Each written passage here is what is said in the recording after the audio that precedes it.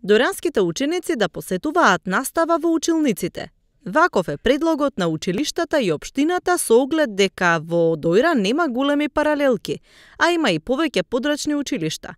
Градоначалникот вели дека учебната година е најдобро да почне со физичко присуство. Ние сме во постојан разговор и со директорите на училиштата и со градинката, значи ние имаме можности да вршиме физичко присуство за настава, бидејќи без тоа имавме паралелки кои што беа до 20 ученици, мал број на ученици.